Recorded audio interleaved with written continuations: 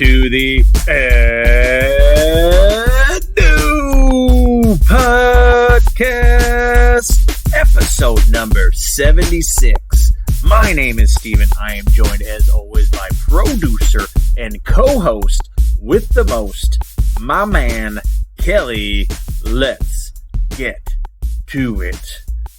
Back from the abyss, pulling out this show. Back, coming to you live and outside. We're back from quarantine and looking to make that green. Kelly and I took a little bit of time off, obviously, with the world in a turmoil and a half, but we have been deemed essential, both of us, so hey, here we are, essentially coming to you live. Excited to be back, man. Excited to be back. It's good to see you, Kelly. It's good to see somebody. It's good to see you, too, man. Oh man, it's been a long. It seems like it's been forever. You know, it's all the memes going around right now. You know what I mean? That was a tough 4 months, and it's only been 19 days. You know what I mean? It's been tough to say the least. I think it's just the hardest part is the lack of sports. You know what I mean? Just the sports news is swirling around. We got a lot of sports news, but not being able to watch football. You know what I mean? Basketball, baseball, hockey.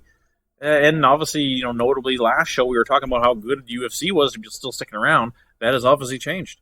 And UFC having to cancel or postpone events as well. Obviously, with the exception of UFC 249, or is it? We'll only find out. We'll touch base on the show, talk some video games as well, as we've been playing a ton of video games in quarantine. What else we got to do in this day and age here? But hopefully bring some enjoyment to your lives while you're sitting there with nothing to do, twiddling your thumbs and exhausting your laptop and phone's battery power to Pornhub. But without further ado, let's get to it. Let's talk some MMA news here. With that, UFC 249. Where the hell is it going to happen? Man, has there been a lot of back and forth. Basically saying Dana White saying it is going to happen 100%. Is that true or not? Only time will tell. The date is slowly coming upon us here, just a few weeks away. But the biggest thing is the location, and that is what reason why Khabib is saying, I am not going with no location. First coming out saying, hey, I'm in lockdown. Whole country is in lockdown, like most countries are, and saying, I'm not going. But then Dana White came up with the idea, hey, private jet. I got a private jet. I'll pick you up and fly you wherever you want to go. Okay, cool. I'm back on. Hold on a second. I'm not back on. Where are we going to be fighting? And Khabib is basically now saying, yeah, I'm out. Without a location, I'm not doing it. I need to know where I'm fighting, and I don't know why. He should be able to fight at the drop of a hat, especially right now where a lot of these fighters, this card especially, Kelly, hinges on this fight. Yeah. A lot of fighters, you know, if they have to have a 4-month layoff, a lot of fighters financially cannot handle that. We see the glitz and the glamour, but at the end of the day, a lot of these dudes don't make a ton of money. I think you fight for the day and the opponent, not the location. Of course. I don't think that matters. 100%. I don't know why that would scare Khabib into not wanting to fight. I don't know what it has to do with his game plan. It's just weird to me. That's what I was thinking, the same thing, exactly. You got to come out and you got to fight, and it doesn't matter where it is. It could be the fucking moon in the middle of the ocean. You know, that's what they're talking about a lot of these NBA games. To finish off these NBA games, have these cruises. Mm-hmm. Just have it on a cruise ship. And I know Joe Rogan used to talk about the old days of the UFC where they would have one city plan, and last moment they'd like say, hey, we can't have mixed martial arts in this city anymore, and they'd have to fly everybody to another city just to have the fight. Everyone did it. Nobody cared, even though they had to be transported when they're supposed to be fighting. You know what I mean? It's just... No, the location shouldn't matter. Yeah. And even as of recently with the John Jones fight, relocating almost on a week's notice, you know what I mean, from Nevada to California, and that was not even that long ago. Yeah. Obviously, you know, still in the same country, but still, you know, I mean, trying times right now. You gotta roll with the punches. The only difference it could make is the altitude. Yeah, exactly. That's it. But still, the other guy is going to still get those negative effects of those altitude, unless he's obviously from there, which, you know, that's a different story. But yeah. Well, either way, it looks like as of right now, almost 100% that Khabib is out. He is going to be out. And Gaethje is rumored to be the main replacement right now. I like that matchup. I think the whole MMA world likes that matchup. It's not the matchup we wanted, but hey, I'll take it as a replacement. That's for sure. Conor threw his hat in the ring too. Yeah, Conor's really getting in there too, but I think the biggest problem is the UK is on such a harsh lockdown. His coach, John Kavanagh, coming out basically saying that is definitely 100% not going to happen. Yes. I think it's obviously Conor just, being Conor. It would be Conor not to speak up and say he wouldn't want to have some of that action, obviously. I think that would be a great matchup too, obviously, but I don't see that happening for sure. With the rumored location either being Abu Dhabi in the United Arab Emirates or some native gambling land in the States. You know what I mean? On some kind of casino land where they are governed by, that's the whole thing that Ariel Helwani was coming out with. That's the whole thing, is that they run by their own rules, where all these athletic commissions are obviously shut down right now. And they can't do anything. They can't have boxing events, nothing. And they can't just make an exception. Oh, UFC, you're still running? Okay, we'll have an event. It doesn't work that way. So what they are planning on doing is going to these places like Mohegan's Sun. There's a few other ones at Bellator they go to all the time. And they are governed by their own athletic commission, even though they are kind of like run by their own state, because they are native land. So that could be interesting, but what are two worlds apart here, Kelly? You either are going to be fighting in Abu Dhabi in the Middle East or on some tribal land in the States. So, but hey, I give hats off to UFC and Dana White for trying to come up with a plan, trying to save this card. I know a lot of people are saying it's a bad idea, but I think a lot of people are saying it's actually a good idea. And I'm on one of the people who are saying it's a good idea, like the WWE with WrestleMania going on right now, just to say, hey, the show must go on. We are entertainment, and the show really must go on. I agree. However, do you think if they do have a replacement fighter in Gaethje, that they go through the trouble of moving and everything like that? Because I think the only reason they're really holding this event together is because it's like Khabib and Ferguson's 5th time. Yeah, I see what you're saying. This fight. Mm-hmm. Yeah, exactly. Good, very good call, Kelly. Exactly. Do they continue the fight? That's the only reason why you would continue the fight is because it is Khabib versus Ferguson. You know what I mean? And it's going to be canceled for the 5th time. I think if it gets canceled, the whole card gets canceled. Oh, of course. Yeah. That's what a lot of people are. A lot of these fighters are coming out saying, "Hey, how do I get on this card? How do I become a replacement? I need this money. And if there's no money looming coming on the table here, I'm in financial trouble." I guess that could be the other option, just like a shit show of whoever can fight is going to fight. Yeah, exactly. But how much do you make from that as a pay-per-view? I think enough, I guess. I guess enough to really want to say, hey, I'll throw my hat in the ring. But I hear what you're saying, though. Come out, win or lose, I guess they just need that win no matter what. Moving right along. I thought some interesting news that had come out for these last few weeks was Bobby Lashley reportedly interested in Bare Knuckle Fighting Championship in 2021.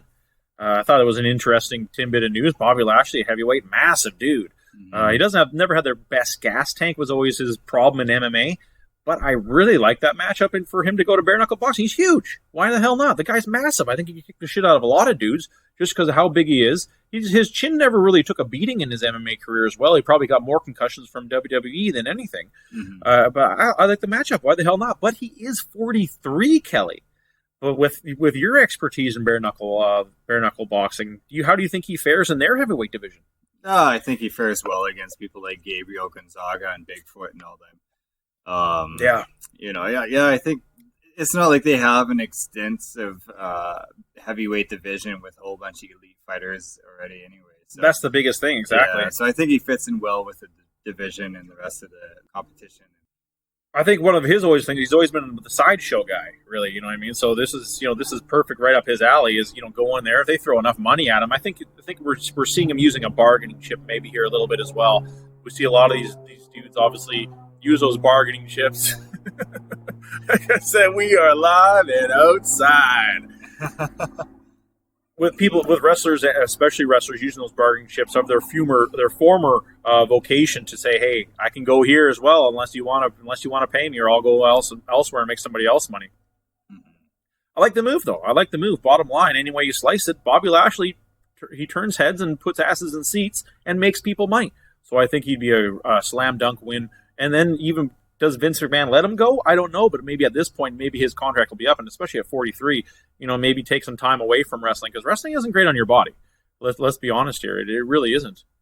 But I think that's just the only time will tell. I'd love to see him in the Bare Knuckle Fighting Championship ring. I think the older you get, the more you realize that nothing's good on your body. Of course. You just slowly fall apart either way. Moving right along.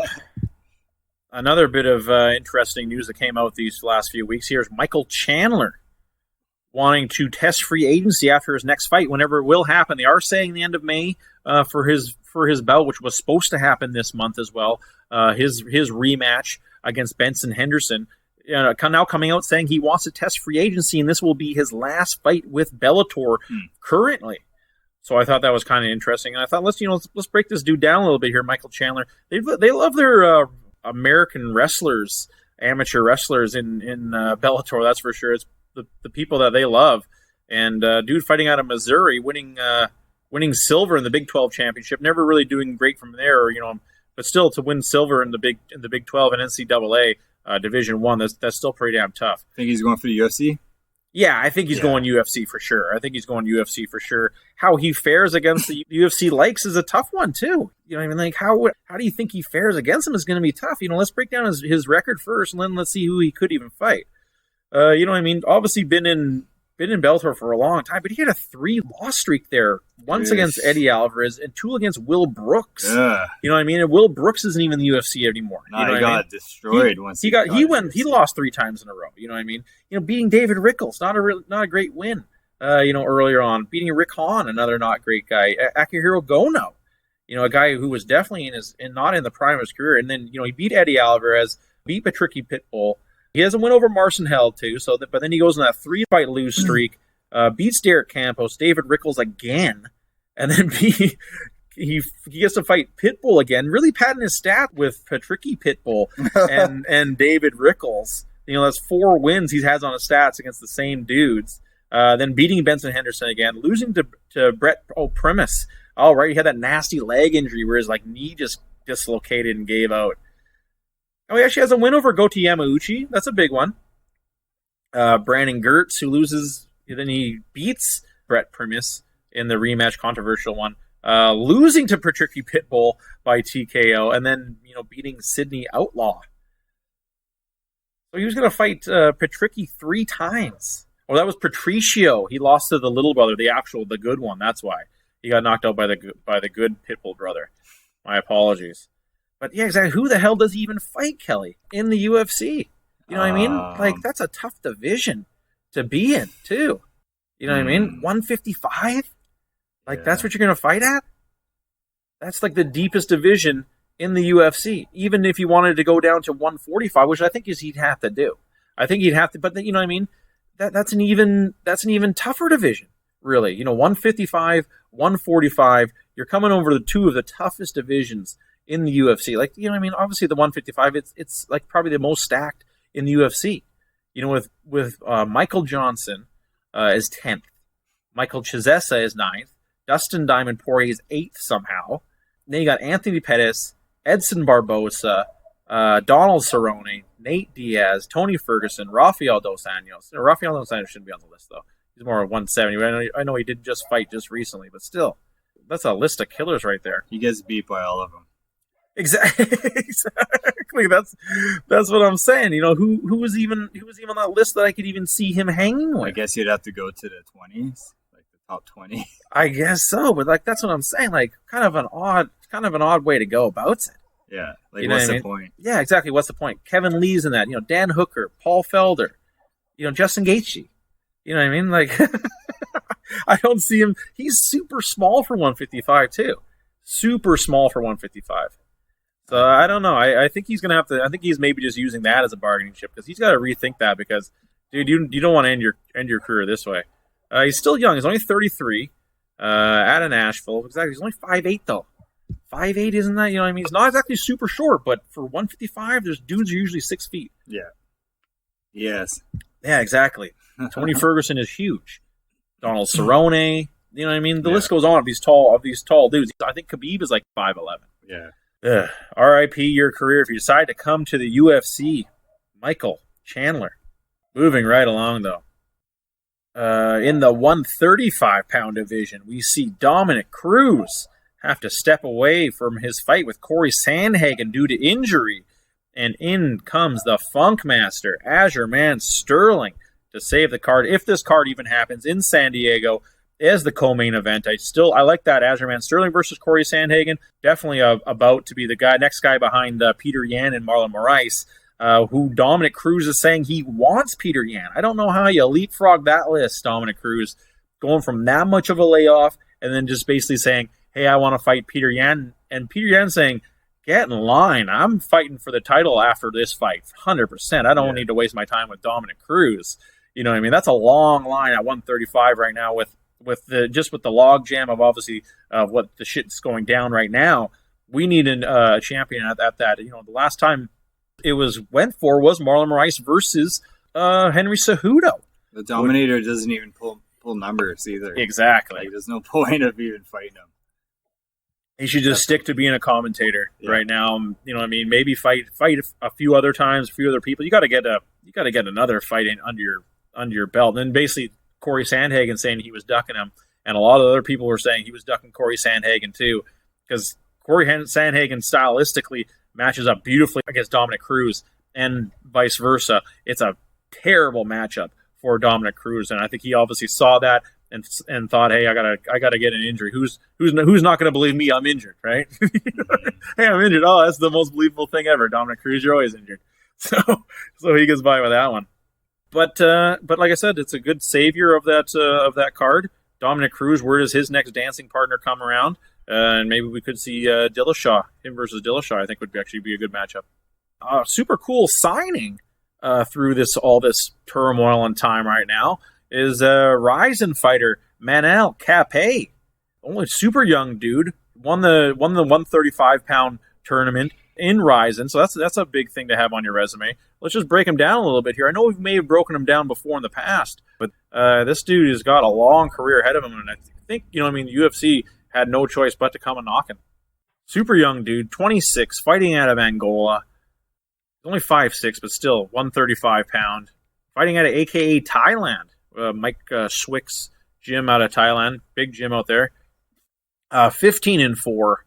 Fought a lot on Ryzen. Been fighting in Ryzen for quite some time. Since 2017, he's got 1, 2, 3, 4, 5, 6, 7, 8, 9 fights in Ryzen. That's a lot of fights. Beating Ian McCall, Ersan Yamamoto, losing to Koji Hiraguchi. You know, there's nothing wrong with losing to Koji Hiraguchi. Loses to Kai Asakura. Both they're 135-pound champs over there. Beating Yasuka Nakamura. Then losing to Yuta Saka by decision. And then going on a tear on that 135-pound tournament to beat Kai Asakura to redeem his loss by TKO and get a huge win. And beating Takeya Mizugaki along the way. His last 3 wins, all finishes, Kelly. TKOs and KOs, all in the second round. So this dude found an edge, and he's earned a UFC contract with that. And good for him. Young guy, and I really like that signing. 135, another dude who could really match up really well in the UFC. I think 135 needs. They have a bit of a logjam going on right now, as I said before. But I think they need a few more pieces, and I think this is a great guy to add to it. I don't see him fighting top 10 right off the bat, so I think that's good for him. I think if give the dude some time, let him work his way up the ranks, and see how it goes. I think but the possibilities are endless for him. Speaking of 135-pounders, though, Dillashaw, dude must be loving it right now, eh, Kelly? You know what I mean? Yeah, man. He's not affected by the virus at all. Just living his life like USADA didn't suspend him. Exactly. I wonder when his time limit is going to be coming up here. I think it was right before his 35th birthday. He's 34. I'm not sure when his birthday is, though, but it's like 2 weeks shy of it. Huh. But yeah, he was suspended. He's not missing a thing. Exactly. All the other fighters that are suspended right now, they're thinking, let this thing slide here. Let it go. So it began on January 18th. 2 years. Okay, so 2 years from January 18th. So yeah, so come next January. Yeah. Next January, the guy could be fighting. Yeah, so he's not gonna miss much. Not miss much at all. Yeah. That's crazy. What a lucky guy. I know, eh? He got away with it for so long, and now he's getting away with it again, it seems like. He had something to do with it. Yeah. It was all Dillashaw. It was all Dillashaw. He's like, if you guys want to keep me from fighting, I'll show you. Oh, man. Let's hope not. Kind of interesting, though. TJ Dillashaw. And all those other people, too, that are out, right? Yeah. Crazy. I don't know how many there are right now, though. It's got to be a decent amount. And John Jones Bones isn't going to miss much through his trial. Yeah, exactly. Oh, you know what I mean? That's what I wanted to talk about next too. Exactly, is John Jones. You know what I mean? This guy just can't. He just cannot stay out of trouble. You know what I mean? But exactly that. He got house arrest. Everyone's on house arrest right now. Yeah. Son of a bitch. They told him to do what they're telling everybody to do. He's like, oh, okay. Like, I can't leave my house. Interesting. I'll try. Jeez Louise. But come on, this time at least I think this one will get probably swept underneath the rug. Yeah. You know what I mean? He stayed at the scene, he did everything right. Sure, he was found with a gun and some drugs. You know what I mean? But hey, he stayed on the scene. He was polite to the cop. Nothing else to really talk about. You know what I mean? You know what I mean? People make mistakes, and I think this is. But the other ones where he fled the scene or did different shit like that, or he was a dick to the cop. You know what I mean? I think that's the reason why he got us just another slap on the wrist for old John Jones here. Endless super amount. Lucky. Well, once his money runs out, those slaps are going to get a lot harder every single time. You know what I mean? You can't keep doing it time and time again. Just not going to happen. Like I said, eventually your money's going to run out, and there's going to be no lawyer there to save your ass. And you're going to have too big of a rap sheet. It's going to be too obvious. That's exactly it, too. Eventually, you got to start throwing the book at him. Yeah. You can't just let him keep getting away with this. Well, lots of news. Lots of news we talked about, though. But, John Jones wrapping it up here. That's what I said. There wasn't really much to talk about. He did his time, got in trouble, and here we move on. Well, 24 minutes. Yeah, there was a lot of news. Worked up. I was still keeping sharp during this break. I was still keeping sharp, and I'd always had hope. We started getting some normal. We're in a good area, I think, here. You know what I mean? Shit's starting. You know what I mean? It's still not normal around here, obviously, but I think we can see that curve. There's still no light at the end of the tunnel, but I think that curve is slowly getting more and As more of normal. right now, there's 600 active cases around here. 400 have cured, basically, or gotten over it. Yeah. So the 600 is still remaining. I think there was 1,200 in BC. Yeah, exactly. Yeah, exactly. Our cured people are getting up there, and I think we're going to be okay. I think I can't say the same about other parts of our country or even other parts of especially America, which is getting hit hard. But you know what I mean? It's everything right now. It sucks, man. It's everything right now. Fucking totally sucks. You know what I mean? It's the shit. At least I can ride my bike and shit. You know what I mean? But man, has it been boring the last few weeks? I can tell you that. You know what I mean? We got first world problems over here, really. You know what I mean? But has it ever been boring? Anything else you want to talk about, Kelly? Any news you got on your brain, man? I think that's it. Talked about everything that's happening. There was a ton of. At least there was a ton of news. There was a lot of news I even cut out. You know what I mean? There's a ton of shit I could have talked about, but they're just plus we had a little bit of time off too, so we added that up. Let's talk some video games. Obviously, playing a ton of video games. You know what I mean? That's kind of what we talked about, Kelly. Switching over to more of a, talking about video games. And hey, man, that's what we do in our spare time. Is we like to play them.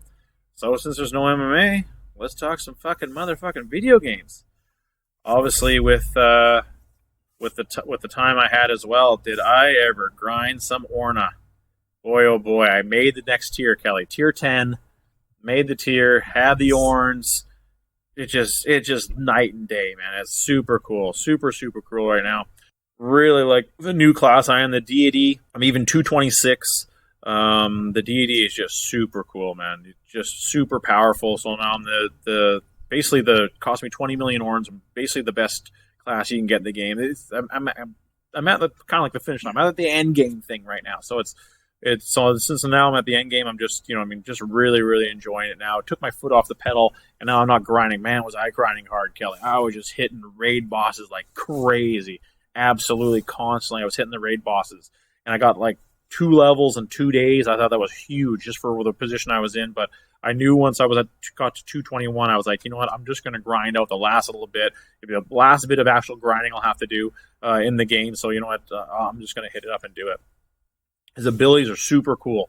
So now the nice thing about it, Kelly, is I don't have to do my daily buff up. I'd have to kill a certain amount of things in order to get my powers up. It's nice I don't have that, but the other things is that I become more powerful. That's one of my traits. I become more powerful when my hit points and my mana is decreased. So if my mana and my hit points are low, I'm really smashing dudes. All my stats are jacked up. Nice. I'm going to be impossible to hit, and I'm going to be just smashing dudes with tons and tons of damage. So that's a really cool part about it. You know what I mean? It's kind of shitty though, in a way though, just a little bit, because you know what I mean. When you go into a battle, full health, full everything. So you know what I mean. I'm not hitting people as you know what I mean with my special attacks. I'm still hitting them just as hard, but you know what I mean, as I was with my previous class. But now, obviously, as my mana especially goes lower, it's even with my mana going lower, it really ups my shit too. So it's really cool. I got Unstable Omnimancy, which is interesting. It's either an attack which can work against me.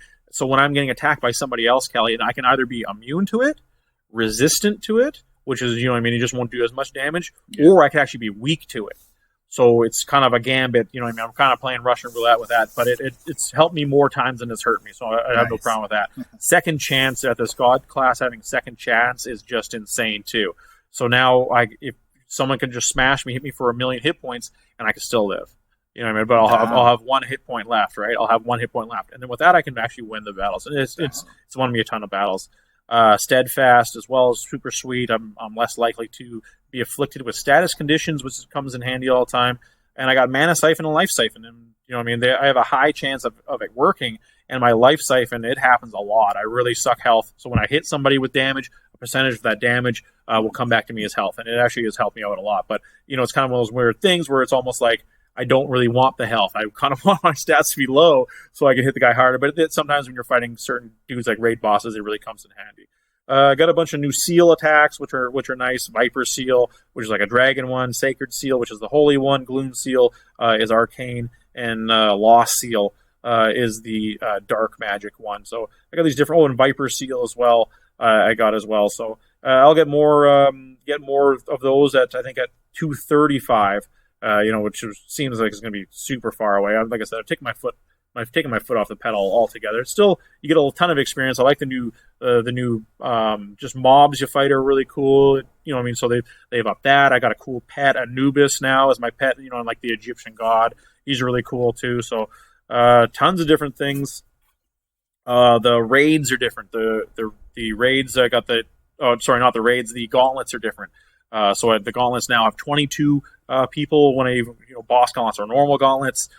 So it's added to that, and then obviously I always fight a really cool boss at the end. So that's kind of been the guaranteed. Where before it was usually the boss was actually a lower level boss you'd fight at the end. Now the boss I fight is actually a risen of one of the gods that I fight as well. So it'll be one of those arisen guys, which give me even better gear. And since they're very, very rare, having that one chance is pretty cool. So really, really liking the game now. Actually, I'm super tough for the dudes around in the neighborhood here. I take their spots all the time. They still battle me. I've switched back over to the Magi specialization, which makes all my spells cost half, and my ups my magic and my mana. So that's nice. It's good to hit guys hard. I don't have the Cataphract as more where I've lost the defense and having the ward always active for first 3 turns.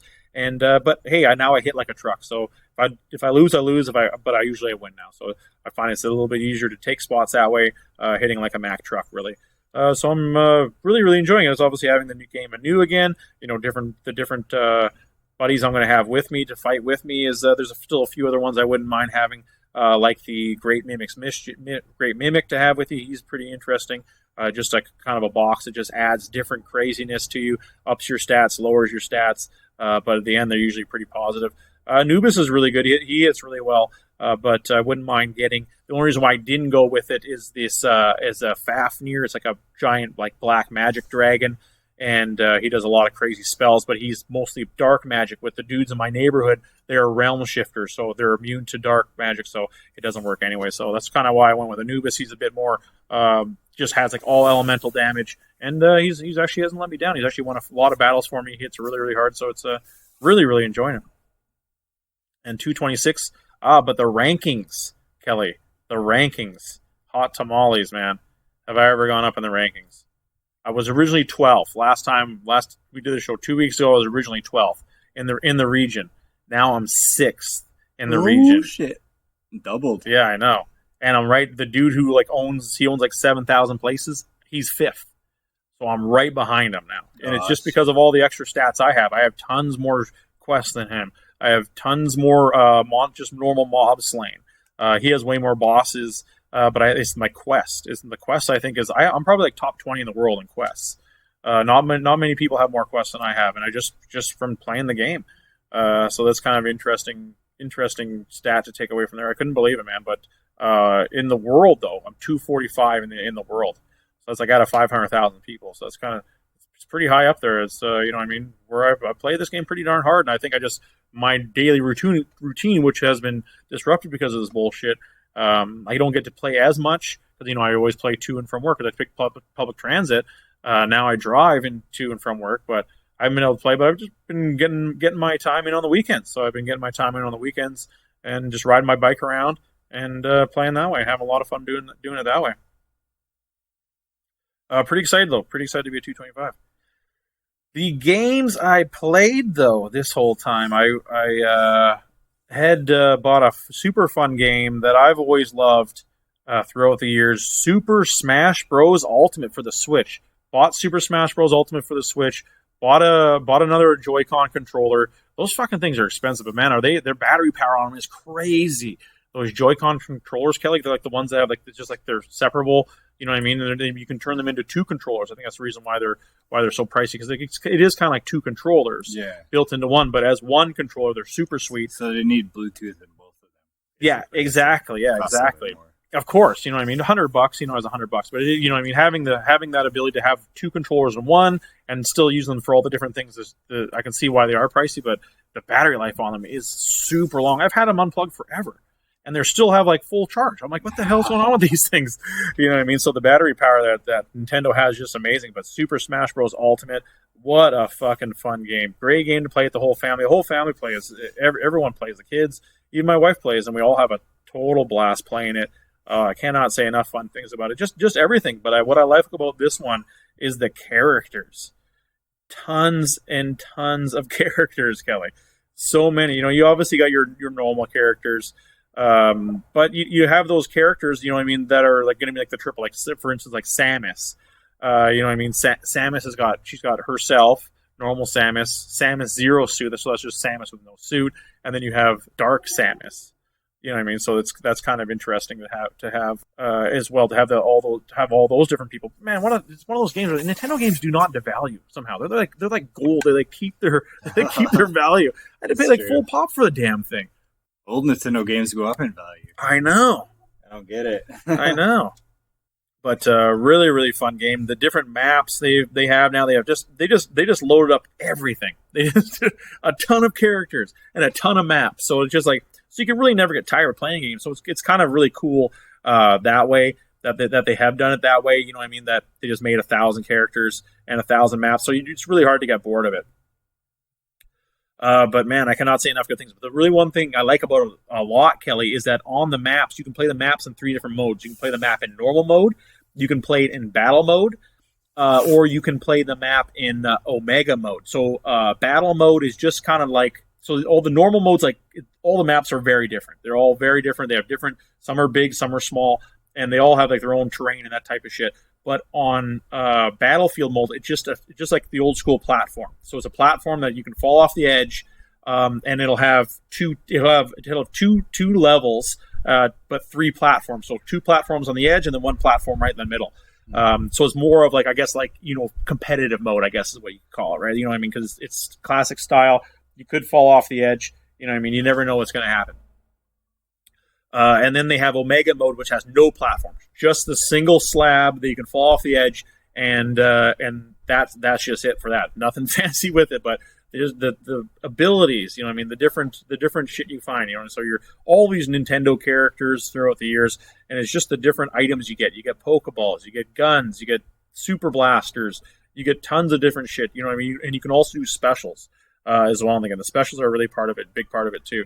So just all the characters is just insane. Ice Climbers, Dr. Mario, Pikachu, obviously all the Star Fox guys, tons of different Pokemon, all the guys from the Kirby series. They even have Snake from Metal Gear Solid in it. The guys from Lucas and Ness from Earthbound. and all the guys from Link and Zelda, obviously all the different Links throughout all the different games. There's like even Toon Link, regular Link, and a lot of the guys from Fire Emblem. You ever play that game, Kelly? No. I never played it either. I guess it's a big title with Nintendo. I'm guessing it's like an RPG of some kind. I've never actually played it, but there's tons of those characters in this game. Street Fighter characters with Ken and Ryu, which is really cool. Obviously, that Animal Crossing game in it. Okay. Yeah, and characters from obviously, like I had said before, with for Samus, all the characters from Metroid, and characters from Castlevania too, which is kind of interesting. It's everybody. Pac-Man, yeah, everybody. Mega Man. Yeah, Mega Man too. Yeah, Mega Man's fun to use too. Mega Man's really fun to use.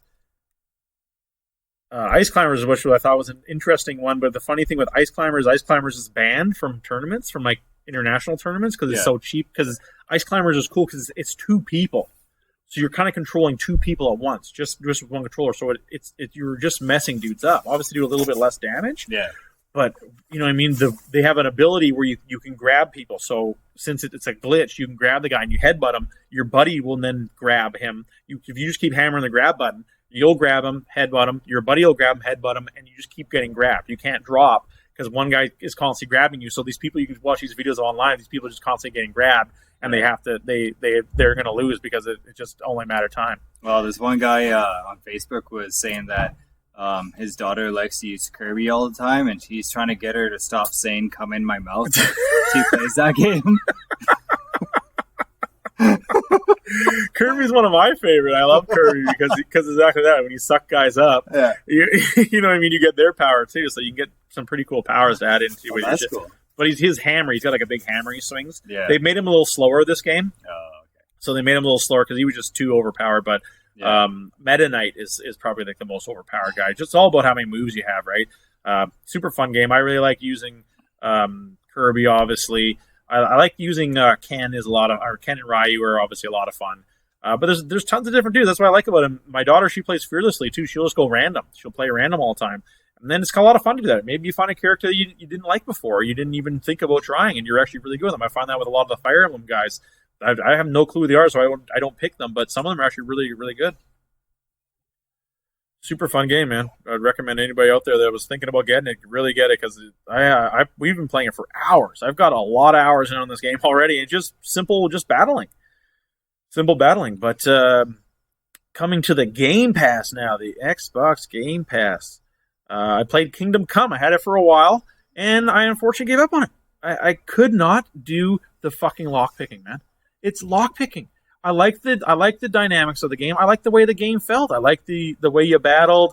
I like the realism of it. I like, how you get your gear and there's treasure and shit like that. But the fucking lockpicking. They made lockpicking so important in the game, Kelly, and it's just insane. To do the lockpicking, it's just absolutely mind-boggling how people do the lockpicking and go through the game.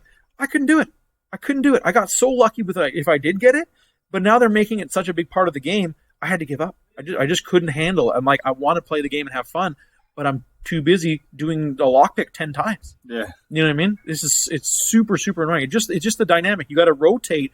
It makes sense. You got to rotate. It's super easy on paper. That's why they don't really have a crazy tutorial for it. You got to rotate your left joystick at the same time as rotating your right joystick.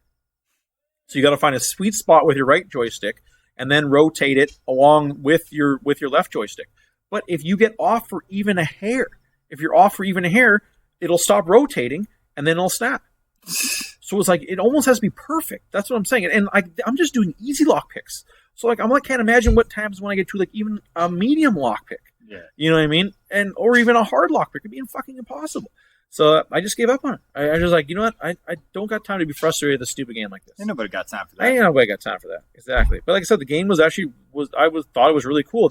The whole thing, how the game goes, it was just the beginning was so long. The beginning of the story was ruthless and long, man. And that was just the epilogue. The whole beginning that I was playing, I thought it was actually in the game. That was just the beginning. So so what happens in the story is it's crazy. Your village gets just gets steamrolled by this army. They're looking for this dude who your dad just built a sword for. They're looking for this guy, and they heard he's at this castle, so they just steamroll the village without any warning. and they just massacre everyone. Your dad goes out there to fight. He obviously gets killed. And you try to get to the castle. The castle gate's closed, so you just keep running to the next town. They say, go to the next town and call for help. So you go to the next town, you get an arrow in the leg, and you get this crazy horse race, or you just run on your horse. You get there, and then they don't let you leave. That was just the annoying part. They don't let you leave. You got to get a gimmick. You got to get a get-up, like an outfit that looked like one of their soldiers to leave. So that's where I first came across the stupid lock picking. So you got to, you know what I mean? So you pick the lock.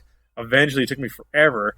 So I pick the lock, get the get up. I get out, go back to my town because I didn't want my parents, to rot and not be buried. So I go back to the town where I was and there's all these guys like scavengers I fought, and I kicked the shit out of them. So that was kind of fun. Got my hopes up a little bit. And then you finally dig the hole for your parents. It's raining.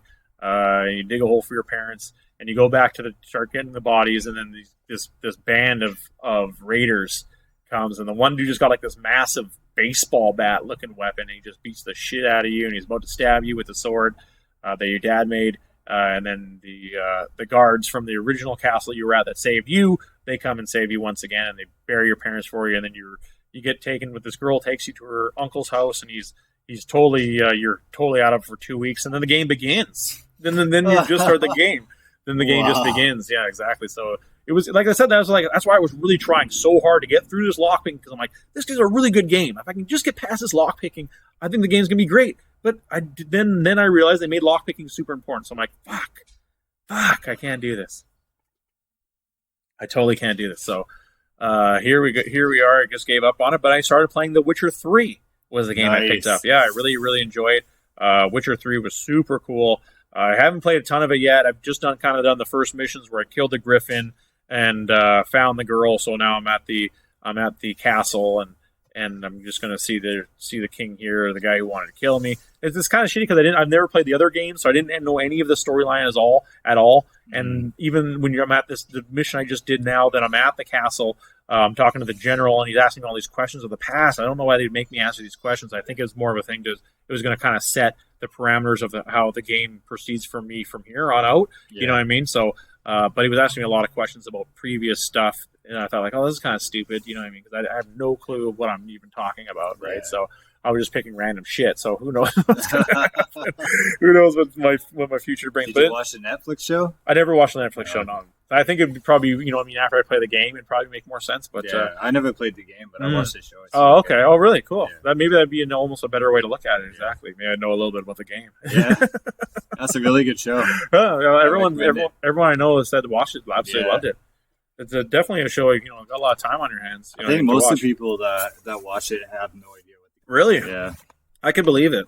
You know what I mean? It seems like it's not like a too hokey of a storyline with the game. You know what I mean? It seems like I was kind of reluctant to play it, because it's really the games I play a lot are those fantasy RPG games.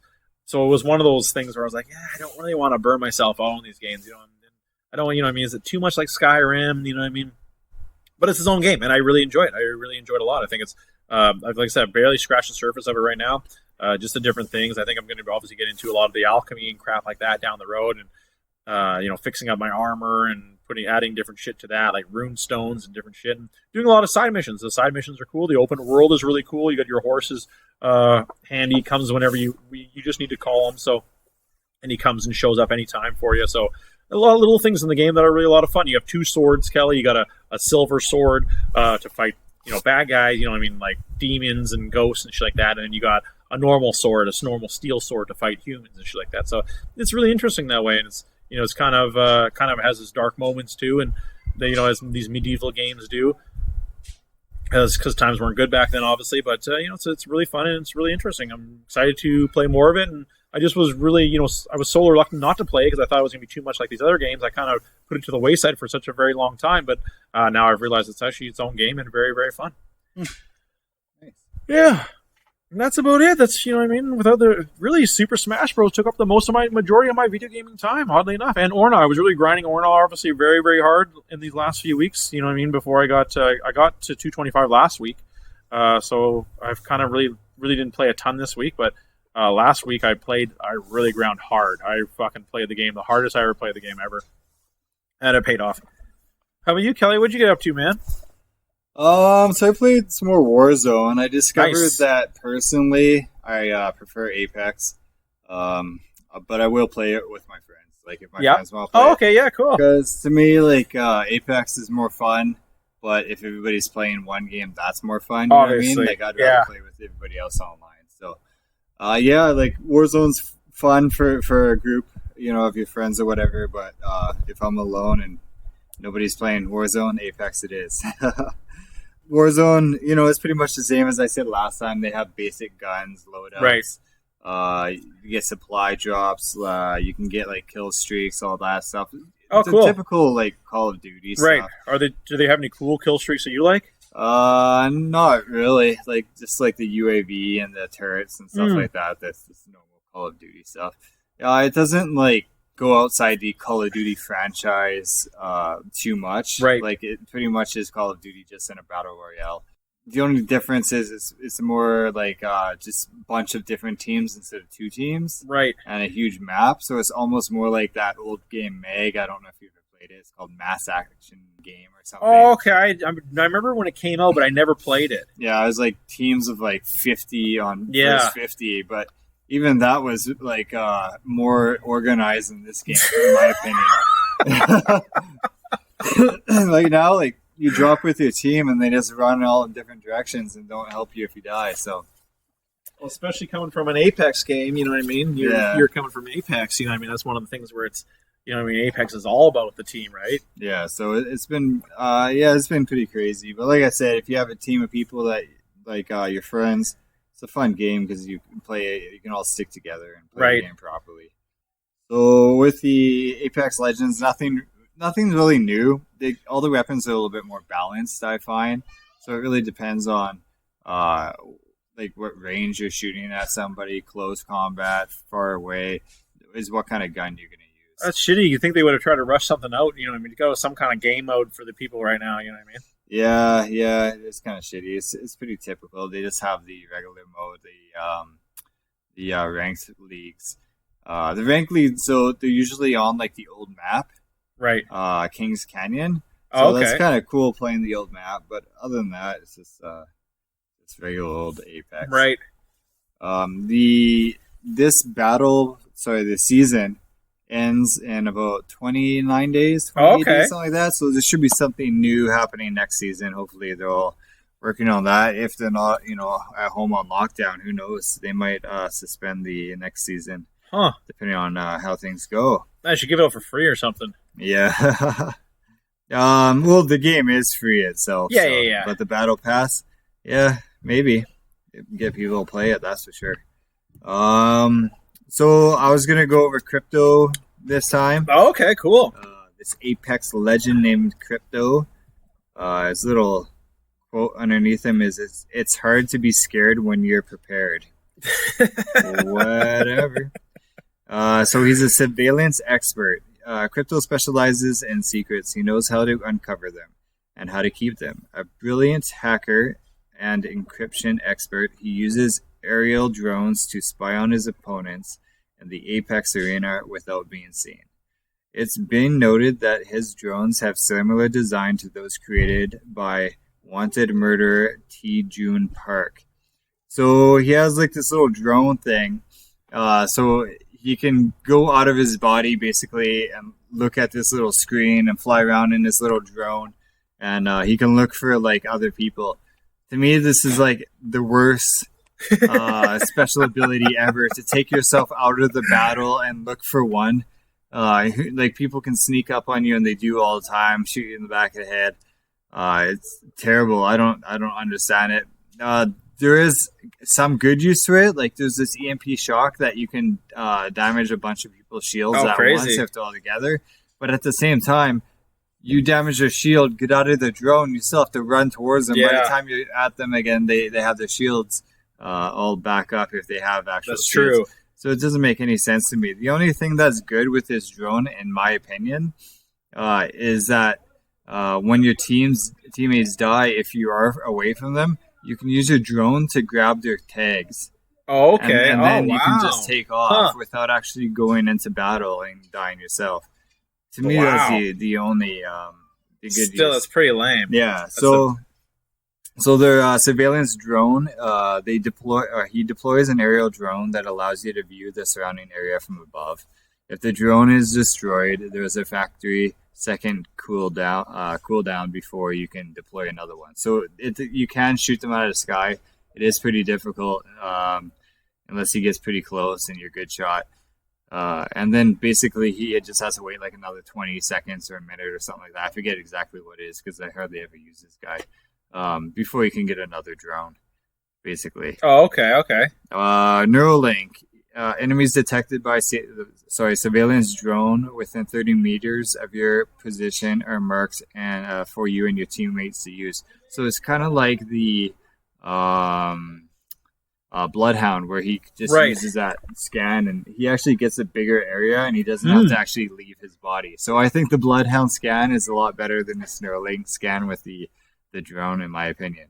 And then the last thing he does is his ultimate ability, which is stupid again, is a drone EMP, where you can damage people's shields from far away. And then that's a special ability? Yeah. Oh my. And he has to run into battle after. It's I figured that'd just be a normal ability. You know, some people are pretty good with them. Really? In my opinion, the people that are good with him only use his drone to pick up tags if they can't get in and out or somewhere. And they're really good at getting in and out of drones, just doing the EMP blast and then getting right into the person. Like if you can do that in the same room, right? Is people like maybe on the top floor, you just flap to the top floor, hit it, and then run back up there. That's pretty good.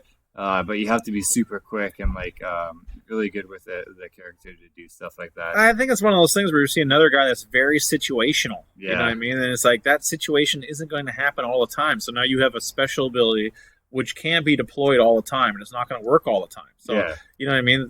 That's just, you know, so then why the hell would you pick him in the first place, right? Like I said, he's obviously, you can see the pluses, but, you know, what are those really? Like, you know, why would anybody really want to use them? I think the biggest thing I see is people accidentally hit the ability or puts them into a drone during the battle. So they're just flying a drone as they're getting shot in the face, trying to get out of the drone. That's awesome. How much is the delay of getting into the drone, and how much is the delay of getting out of the drone? It's probably like to get into the drone, maybe like 3 seconds to get out, maybe 5. You could eat 5 seconds to get out. You're definitely dead. You have to hold down the button and wait till it totally gets out before you can get out. Yeah, that's what I'm saying. That's what you don't think about. You know what I mean? The actual process of getting in and out of those modes. Wow, what a waste. Yeah, I don't. It's not my favorite. Not my favorite at all. Still, you know what I mean? We had to report on them. But on the bright side, they're not making legends that break the game. Yeah, okay. There's not like some overpowered legend coming into the game that everybody wants to use. They're all they all have an ability that's kind of pointless, but you can use them in certain situations. But most of them have at least one good ability, like Bloodhound Scan. Yeah. Or there's that one guy who throws the grenades that gets rid of people's abilities. Remnants. Oh, yeah. And then there's like... I can go on and on. Yeah. There's people that have an ability that's useful, and this guy isn't one of them. Yeah. No, that's a great point, though. That is a great point, because that's the last thing. They come up with a new guy, and everybody becomes this guy. You know what I mean? That's the worst. That is the worst. Yeah. Any other games you play, though, other than Warzone and Apex? So those pretty much took all your time? That pretty much took all my time and work, being an essential service worker.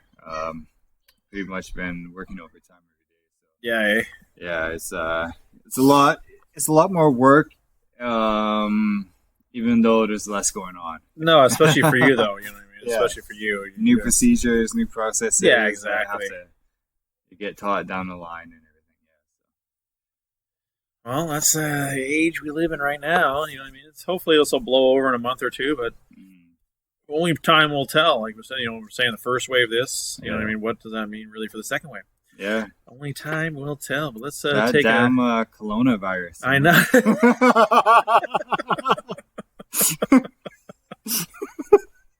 That's a different one.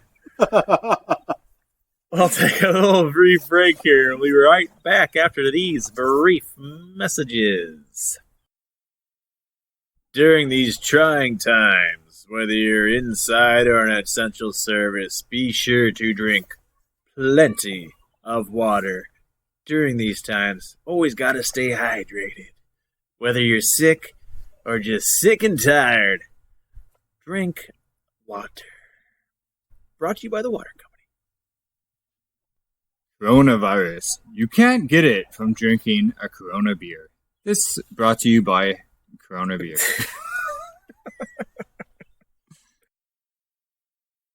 Welcome back, folks. Hope you enjoyed our messages and go grab yourself a cold, tall glass of water on the house. Tap water, that is. Let's break it down. We can't do the show without reviewing the reviews.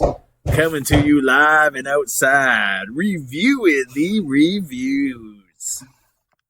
Let's do it here. Let's just stick with Walmart. You know what I mean? I really didn't have time to think about a place to do this week. Everything that was going down. So you got the lumberjacks out. Yep. Everyone's got a lot of time on their hands right now. But let's do this. Let's do with one Walmart in New York City. We haven't done New York City for Walmart here. This one's massive too. It's got 10,270 reviews, Kelly. Because New York's having a hard time over there. Let's give some New York some love.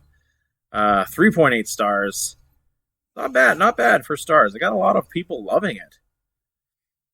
Different weird shit of people just loving it for your one-stop shop. One person naming all the times they went there and had great service. It's just super, super weird.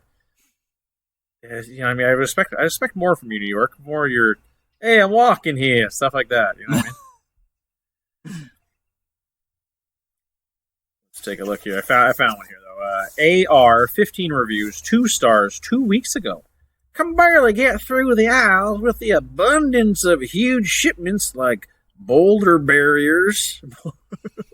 What? Boulder barriers. The workers act like the shoppers shouldn't even be in the aisle. Sometimes it's worth it to pay a little more and go elsewhere with a better environment where shoppers are valued. They must have been one of the mom and pop grocery stores in the neighborhood. That was pretty good. There's another person also yelling about the pallets lying around. They get a lot of shipments. Boulder berries. Exactly, these boulder barriers. I know. They also use boulder barriers as a term in theirs as well. Very weird. This one's just weird. Why would you say AC 5 stars 2 months ago? Best Walmart I've been to. So much variety and always have stuff. I've been around Long Island Walmarts, but it doesn't compete with this location. I'd recommend. Shit. Walmart professional reviewer. Straight from the pro's mouth. This is the best Walmart in the district. Wow, you heard it here first, folks. This is a weird one. EA 5 reviews only, 12 photos, 1 star a month ago. Wasted my time waiting in line at 7:30 a.m. This is a song. It's a song. All nice. Self-checkouts lanes closed until after 8. Only 2 cashiers in the whole store. Just amazing. They are very sarcastic with that. Just amazing. That doesn't sound like the best Walmart. That's weird. How busy could they? It's obviously a poor planning. But how could you? 7:30 to 8. It's only a half hour. You know what I mean? There's only 2 cashiers. I can see where they're coming from, but still kind of weird. Oh, here we go. Oh, crazy. This is very interesting. CL, the only review, Kelly. What were we going to call these again? Newbie reviews. Newbie review. Yeah, the newbie review. Newbie review. First review, 1 star 3 weeks ago, too. And this one's very topical to me. Near and dear to my heart. Let's see what this one has to offer us. Went in to buy a Switch after the GameStop near my house ran out of stock. However, the staff were incredibly rude, laughing at me right in my face when I asked for help. Will not go to this Walmart ever again. Something tells me there's more to this story. It's like, hi, can I get a Switch? Ha ha ha ha ha! I made this face. You dumbass. You want help? You're in the wrong place. You should have went back to GameStop. You're a long way from GameStop here, boy. There's something missing from this story, exactly. Sure. I like it though. 1 star, not bad. That's what you want to see. You want to see the people that are so mad at this place that I don't normally do a review, but here's my review, and this is why I'm mad. But I like, the fact he went to go to Switch. You know what I mean? Yeah. He's trying to use his time. He's like, hey, I got to hunker down. I got to get a Switch. Good time to get one right now. Great system. I love mine. Just, man, tons of fucking love for this place. Always crowded, but great prices and great deals. Some of these people are just padding their review stats. Here we go. Here's another single review. Newbie review. It's a bit of a long one here. We'll end the show on this one here, though. 2 stars, 3 months ago. Single newbie review. NR. I'm never one to leave reviews, but, capitals all but. This is what I'm talking about here. I felt like I had to for this one. I'm a frequent Walmart shopper, and anytime I visit the store's location, no matter the time of day, I always find pallets. Everywhere. Pallets again. Everywhere is all capitals. Not giving enough room for people to get by, and something you can't even go in on at all. Stocking should be done overnight. Then the store is empty. Not to have a store full of people having those pallets. I'm confused. So, do they just not put the stuff in the location? They just put a pallet in I front think of they the put location? I think they put a pallet down in the aisle to be distributed. And then that pallet has all the food for that aisle. Yeah. So then the workers are taking the stuff off the pallets, stocking on the shelves, but not removing physically the pallet. I see. They must have like one person for that job, and he doesn't give a shit. Yeah, well, I mean, get what you pay for. Exactly. Having all those pallets out with so many customers is a safety issue. Also, the employees are rude. They give customers an attitude if they ask any questions, and majority of the time, they don't know where the products are. Yeah, but once again, Walmart. Have you been to the other Walmarts? Because that one's the best one. So, can I suggest the Long Island Walmarts to you, man? If you don't like that one, you're definitely not going to like the other ones. Guaranteed From the other review. If you were shocked by the cleanliness and the eagerness of the staff to help you out at this Walmart, well, you can pretty much get that from every other Walmart you've ever been to in your life. But at least it sounds like they have stock. They must be pretty busy if they're constantly getting new stock. Yeah, of course. Well, especially right now, too. Yeah. Lots of newbie reviews, though, I'm seeing. I've seen a lot of newbie reviews. But let's move on here. Great Walmart, New York. Not bad. I was expecting more rudeness. Yeah. Maybe we got to go more south. Yeah. More south for the absolute rude assholes. Good job, though. Good job. I just briefly want to touch base on WrestleMania. It's went down yesterday and today.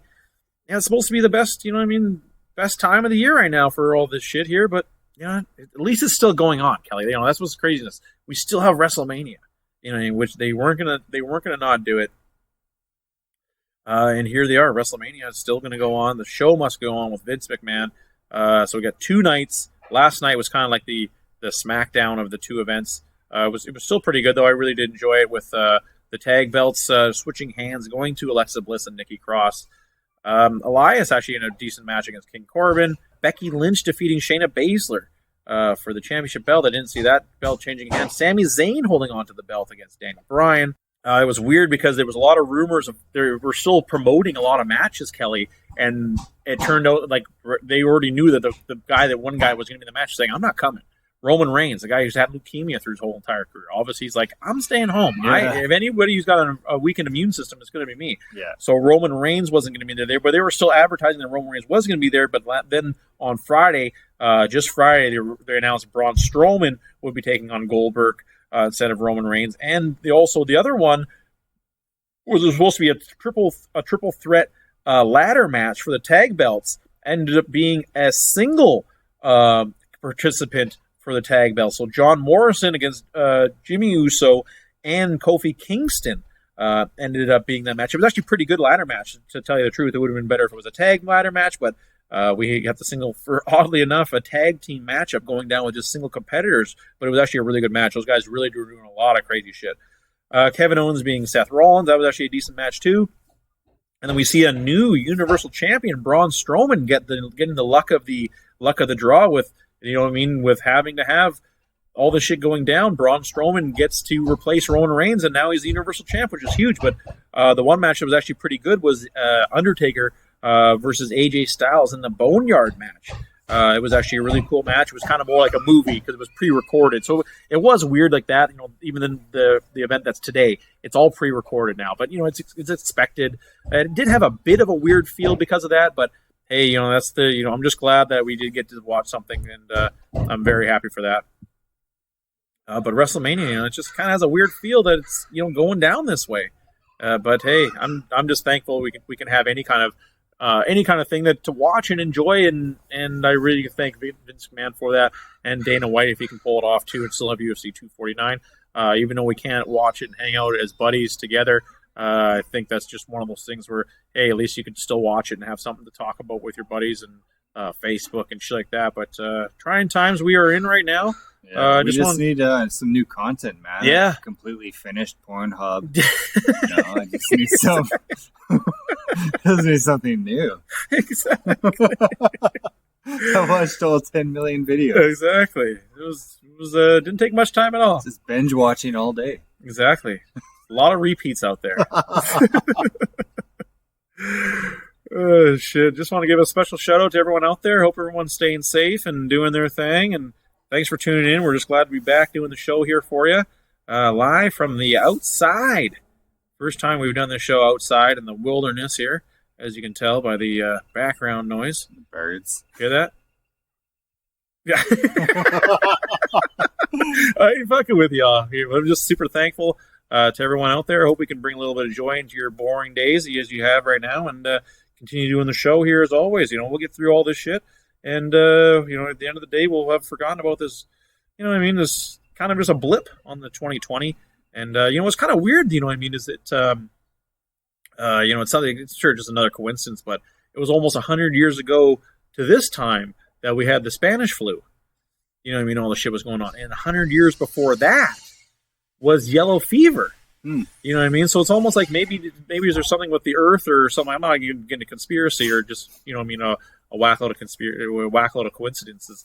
Or is it just something that is in our seasons or in our every 100 years we have some kind of disease that just goes around wiping people out. Kind of weird. But maybe we'll find out if this shit happens more. But stay safe out there, y'all, and we'll be back next week from another location outside until all this shit dies down. Anything you want to say, Kelly? Anything you gonna do, man? I just hope a lot of art and music and creativity comes out of all this. Yeah. I think it will. That'd be nice. I think it will. And here we are doing the show, rain or shine, crying kids and all. Crying kids or not. Here we go. Well, without further ado, I guess we'll just wrap things up here. My name is Steven, and on behalf of Kelly, the producer and co-host extraordinaire, you've been listening to the Podcast. Signing off.